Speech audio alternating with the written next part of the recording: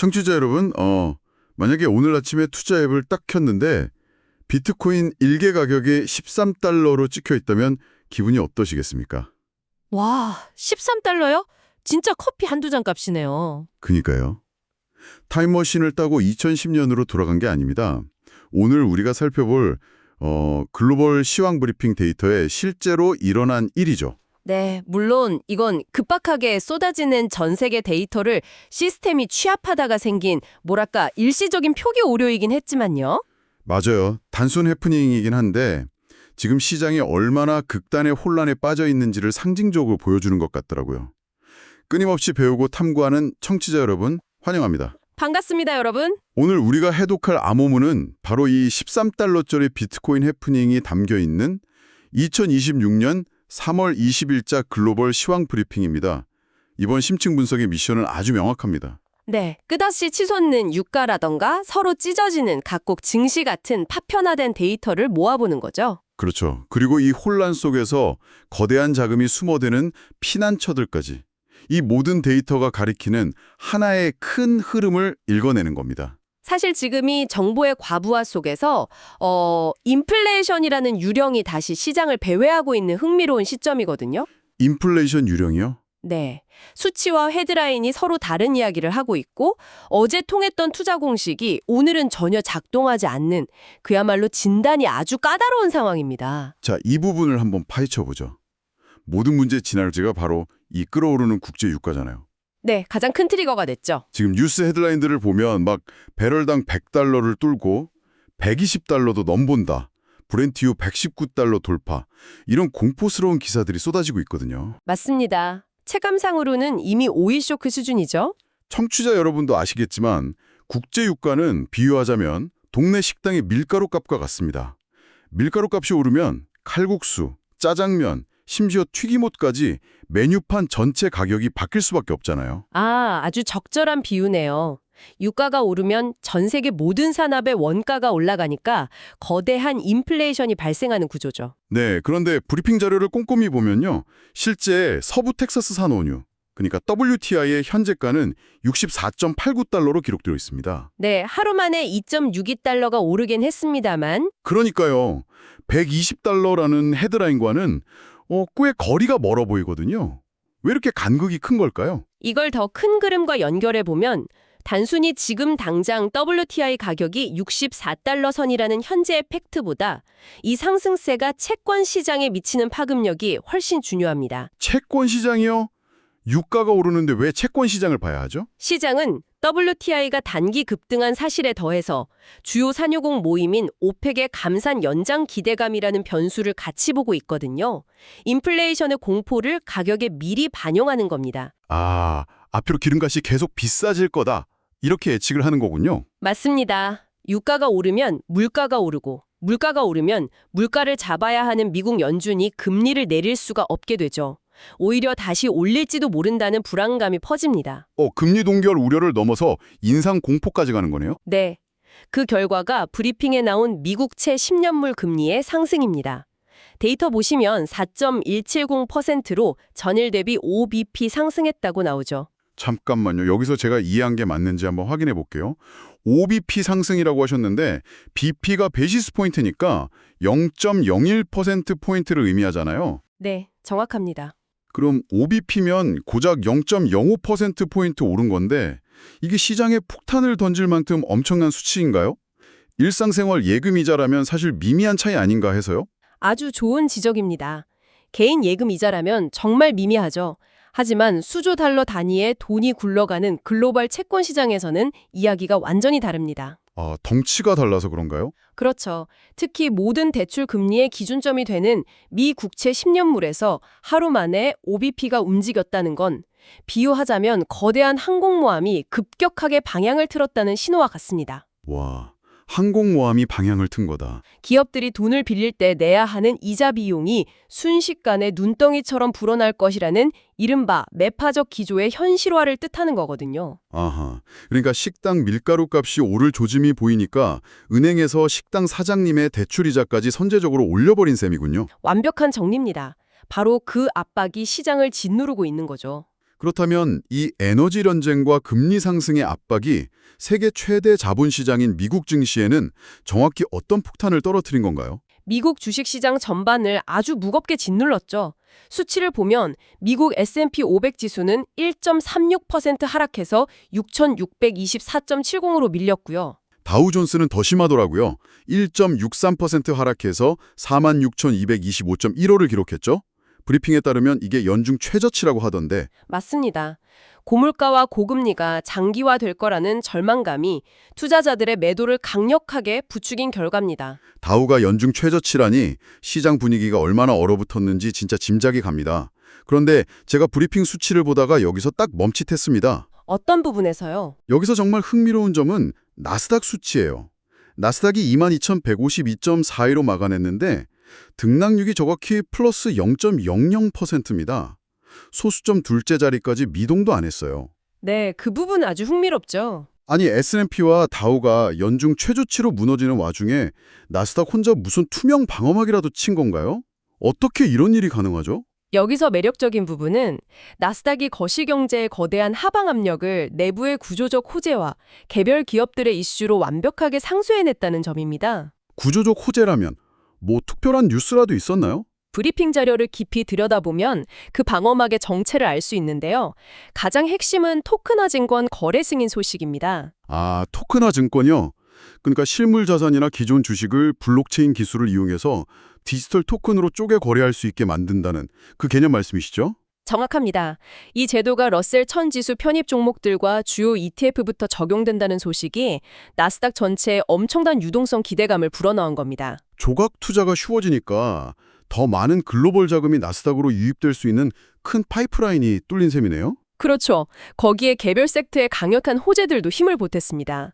자료에 나온 CBAK 에너지의 합병 승인 소식, 그리고 바이오덱사 파마슈티컬스의 ADR 역스플릿 단행 같은 개별 이슈들이 방어막 역할을 한 거죠. 잠깐. 그 부분도 짚고 넘어가야겠습니다. ADR은 미국에 상장된 해외 기업 주식이고 역스플릿이면 주식을 병합해서 몸집을 부풀리는 거잖아요. 네, 주식 병합이죠. 보통 주가가 너무 떨어져서 상장 폐지되는 걸 막으려고 쓰는 일종의 고육지책으로 알고 있는데 이게 어떻게 나스닥 전체를 방어하는 호재로 둔갑한 건가요? 매우 날카로운 질문입니다. 개별 기업 입장에선 주가 하락에 따른 방어책이 맞죠. 하지만 거시적 관점에서 보면 이야기가 좀 다릅니다. 어떤 관점의 차이가 있죠? 불확실성에 시달리던 바이오 섹터의 특정 기업이 상장 폐지라는 최악의 리스크를 이런 기술적 조치를 통해 해결했다는 것 자체가 시장에는 긍정적 시그널을 줍니다. 아, 불확실성이 해소되었다는 신호군요. 맞습니다. 이런 기술주와 바이오 섹터의 개별적인 생존 전략과 혁신이 유가 발과 거시 경제의 충격을 거의 1대1로 상쇄하면서 기적적인 0.00%의 균형을 만든 겁니다. 거시적인 태풍이 막 불어닥쳤지만 나스닥이라는 배 안에서는 블록체인 기반의 토큰화 증권, 이런 새로운 돛을 달고 역풍을 버텨냈다는 거군요. 아주 시적인 표현이네요. 맞습니다. 그런데 섹터별 수치를 보면 그냥 전체적으로 평온하게 버틴 게 아니라 속은 엄청나게 요동치고 있는 것 같습니다. 그렇습니다. 시장이 얼마나 극단적인 혼란 상태인지 섹터들 수익률이 여실히 보여주죠. 브리핑을 보면 부동산 섹터는 하루 만에 무려 7.42%가 폭등했습니다. 와, 7.42%요? 엄청나네요. 그런데 주간 등락률을 보면 마이너스 8.65%예요. 일주일 내내 폭락하다가 단 하루 만에 미친 듯이 반등한 겁니다. 와, 롤러코스터도 이런 롤러코스터가 없네요. 반대로 유틸리티 섹터는 어땠나요? 전통적인 방어주로 꼽히는 유틸리티 섹터는 하루 만에 1.70% 하락했습니다. 하지만 주간으로는 플러스 2.98% 상승을 지키고 있죠. 와, 정말 종잡을 수가 없는 변동성이네요. 그래서 이게 다 무슨 의미일까요?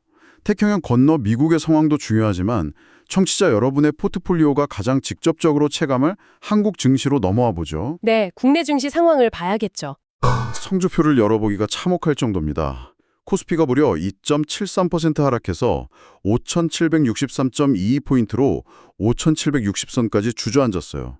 코스닥 역시 타격이 컸습니다. 1.79% 하락한 1,143.48포인트로 마감했죠.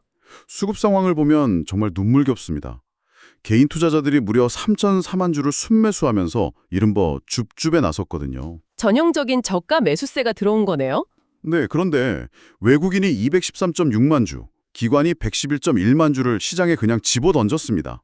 떨어지는 칼날을 맨손으로 잡으려는 개미들 같았는데 거대한 물량을 받아내기엔 역부족이었네요. 이건 아주 중요한 질문을 던지게 하는데요. 한국 증시가 왜 이렇게 외구 충격에 유독 취약하게 무너졌는가 하는 점입니다. 명분은 일단 겉으로는 분명해 보였어요. 뉴스 헤드라인들이 일제히 원달러 환율 1,500원 돌파에 코스피가 꺾였다. 고환율 패닉이다. 이렇게 보도했잖아요. 네. 하지만 우리가 실제 FICC 지표 데이터를 보면 아주 기이한 모순을 발견하게 됩니다. 모순이요? 잠깐만요. 브리핑에 있는 외환 지표를 다시 보겠습니다. 원달러 환율 현재가가 1,445.00원입니다.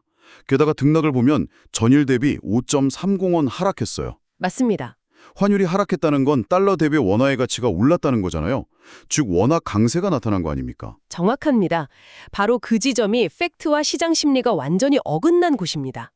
뉴스들은 장중의 일시적인 변동성이나 곧 1,500원을 재돌파할지도 모른다는 심리적 불안감을 자극했거든요. 실제 종가 기준 데이터는 원화가 5.30원 강세를 보인 1,445원이었는데도요. 네, 즉 시장 참여자들은 모니터에 떠있는 1,445원이라는 팩트보다 뉴스 헤드라인에 박힌 1,500원이라는 공포를 매도한 셈이죠. 결국 이성유 등 팩트체크보다는 헤드라인을 읽고 기계적으로 물량을 던지는 알고리즘이나 군중심리가 만들어낸 투매 현상에 가깝네요. 그렇죠. 시장이 사실보다는 공포에 훨씬 더 민감하게 반응한 겁니다. 팩트보다 공포가 시장을 지배했다니 참 씁쓸합니다. 그 공포의 무게에 짓눌린 시가총액 상위 종목들의 타격도 컸어요. 대한민국 증시 양대 산맥인 시총 1, 2위가 모두 급락했죠. 네, 삼성전자와 SK하이닉스 타격이 눈에 띄었습니다. 삼성전자는 마이너스 3.84% 하락하며 20만 500원, 20만 원 붕괴 직전까지 몰렸고요. SK하이닉스도 4.07%나 급락하며 10만 17천 원을 기록했습니다. LG화학도 무려 마이너스 5.16%라는 뼈아픈 타격을 입었고요. 정말 파랗게 질린 장이었네요. 맞습니다. 그런데 산업별 등락을 보면 자금의 이동 경로가 더 명확해지는데요. 금융 시스템의 불확실성이 반영되면서 은행업이 마이너스 2.76%로 하락한 반면 건설업은 플러스 2.36% 상승하며 홀로 강세를 보였습니다. 다 떨어지는 와중에도 오르는 곳이 있군요. 네, 국내 시장 안에서도 불안감을 피해 특정 산업으로 자금이 숨어드는 피난처 찾기가 치열하게 일어난 겁니다. 여기서 자연스럽게 다음 의문이 생깁니다. 외국인과 기관이 한국 증시에서 뺀 돈, 그리고 미국 S&P와 다우에서 빠져나간 그 거대한 자금들 다 어디로 숨었나요? 어디론가는 분명히 갔겠죠. 비가 오면 사람들이 우산 장수에게 몰려가듯 시장이 이렇게 흔들릴 때 어딘가에는 돈이 산처럼 쌓이고 있을 텐데요. 자본주의의 오량 본능이죠. 이럴 때 돈이 향하는 곳은 명확합니다. 이번 브리핑에서 가장 눈여겨봐야 할 두 가지 피난처 자산, 바로 금과 비트코인입니다. 드디어 서두에 말씀드린 13달러짜리 비트코인 데이터가 나오는군요. 물론 오류지만요. 네. 표기 오류는 무시하시고 그 옆에 있는 등락과 시그널 데이터가 진짜 우리가 봐야 할 핵심입니다. 네, 어떤 흐름인가요? 비트코인은 하루 만에 무려 1,240달러가 튀어 올랐습니다. 브리핑에 적힌 상승 이유를 보면 ETF 순유입 지속이라고 명시되어 있죠. 와, 1240달러나요? 네, 그리고 금 역시 18달러가 상승했는데 시그널은 안전자산 선호지속으로 분석되어 있습니다. 증시가 무너지니까 돈이 금과 비트코인으로 맹렬하게 피신했다는 거군요. 예전에는 비트코인이 단순한 투기 대상이었는데 이제는 미국 ETF라는 거대한 파이프라인을 통해서 글로벌 자금을 빨아들이는 확고한 방어자산이 되었네요. 그렇습니다. 제도권 안으로 완전히 들어온 거죠. 그런데 이 자금의 대이동을 자산군 간의 이동으로만 볼 게 아니라 전 세계 지도를 펼쳐놓고 국가별로 보면 더 흥미로운 현상이 나타납니다. 국가별 차이가 뚜렷한가요? 네, 바로 완벽한 디커플링, 즉 글로벌 증시의 탈동조화 현상입니다. 다 같이 유가 공포에 떨고 있는 게 아니라는 건가요? 브리핑의 글로벌 증시 동향을 한번 보시죠.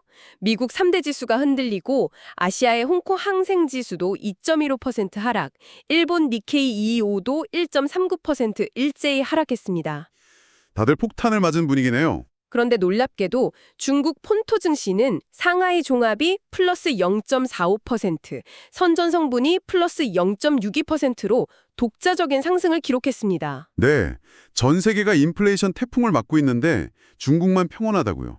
미국이나 유럽보다 외부 충격에 강할 리가 없잖아요. 그 원동력이 대체 뭡니까? 중국은 현재 철저하게 내수 부양과 자국 내 기술, 소비재 중심으로 자본을 순환시키는 정책에 집중하고 있습니다. 글로벌 공급망의 영향을 덜 받는 구조를 인위적으로 만들고 있는 거죠. 아하, 외부의 유가 충격을 방어할 수 있는 독자적인 산업 정책이 하방 압력을 버텨낸 거군요. 맞습니다. 그리고 유럽 증시에서도 비슷한 국지적 상승이 보입니다. 유럽 전체의 대학스 지수는 마이너스 2.53%, 영국 FTSE 100도 마이너스 2.15%로 폭락했는데요. 유럽도 초토화됐네요. 하지만 유로스톡스 50 지수는 오히려 0.62% 상승했습니다. 그건 왜 그런 거죠? 우크라이나 평화협상 기대감이 커지면서 방산주를 중심으로 강력한 자금이 몰렸기 때문입니다. 야, 정말 시장의 생명력은 끈질기네요. 거시경제가 무너져도 나스닥의 토크나 증권, 유럽의 방산주, 중국의 내수 소비재 같은 미시적인 피난처를 귀신같이 찾아내는군요. 네, 글로벌 증시가 붕괴하는 와중에도 확실한 명분이 있는 바늘구멍으로는 돈이 집요하게 파고든다는 뜻입니다. 자, 이제 이 복잡한 퍼즐 조각들을 청취자 여러분의 현실로 가져와 보겠습니다. 만약 여러분이 당장 다음 주에 중요한 투자 방향을 결정해야 한다면 당장 달력에 뭘 적어둬야 할까요? 예전처럼 수치 하나하나에 매달릴 게 아니라 큰 흐름을 봐야겠죠. 네, 브리핑의 주간 증시 캘린더를 보면 다음 주 시장의 방향을 가를 핵심 일정이 세 가지로 압축됩니다. 첫 번째가 뭔가요? 첫째는 유가 급등이 사람들의 밥상 물가와 실물 경제에 진짜 타격을 입혔는가를 확인하는 지표입니다. 3월 24일 화요일에 발표될 미국의 제조업 및 서비스 구매관리자 지수, 즉 PMI죠. 밀가루값 폭등이 식당 매출을 실제로 얼마나 깎아먹었는지 확인하는 성적표군요. 두 번째 일정은요? 수요일인 25일에 나오는 미국의 원유 재고 데이터입니다. 지금의 기름값 폭등이 일시적인 심리적 공포인지 아니면 진짜 쓸 기름이 부족해서인지 공급과 수요의 밸런스를 보여주는 열쇠가 될 겁니다. 유가 안정화의 핵심이죠. 그럼 마지막 세 번째 일정이 가장 아이러니한 관전 포인트가 되겠네요? 맞습니다. 26일 목요일 발표되는 신규 실업수당 청구 건수입니다. 실업수당이 늘어나면 경제가 안 좋은 거잖아요. 상식적으로는 그렇죠. 하지만 지금 연준이 금리를 올리지 못하고 인하카드를 다시 만지작거리게 만들 유일한 명분이 바로 고용 둔화입니다. 사람들이 일자리를 잃고 실업수당을 많이 신청했다는 데이터가 나오면 오히려 시장은 환호할 가능성이 있습니다. 와, 연준이 금리를 내릴 거라 기대하면서요. 경제가 나빠져야 증시가 웃는다는 전형적인 배드뉴스가 굿뉴스가 되는 상황이네요. 네, 그 상황을 예의주시해야 합니다. 단기 대응 전략도 이 흐름과 연결되는데요. 브리핑의 핵심 관전 포인트를 인용하자면 단기적으로 방어주와 금, 비트코인의 비중 확대가 유리할 수 있습니다. 그리고 글로벌 하락장 속에서 나홀로 버티는 중국 같은 지역 차별화 기회를 노려야 한다는 요약도 아주 설득력 있게 다가옵니다. 네, 명확한 전략이죠. 자, 이제 오늘 우리가 함께 파헤친 이 혼란스러운 2026년 3월의 시황 데이터를 정리하며 이번 심층 분석을 마무리해 보겠습니다. 네. 끝없이 오르는 유가가 불러온 인플레이션 공포가 미국과 한국의 전통적인 증시를 짓눌렀습니다. 하지만 그 폭풍 속에서도 나스닥은 토큰화 증권이라는 혁신으로 방어막을 쳤고요. 한국 시장은 환율 팩트보다는 1,500원이라는 공포 심리에 무너진 모습이 인상 깊었죠. 네, 그리고 글로벌 자금은 중국 본토 증시와 비트코인이라는 새로운 피난처로 맹렬히 이동하는 디커플링 현상까지 확인했습니다.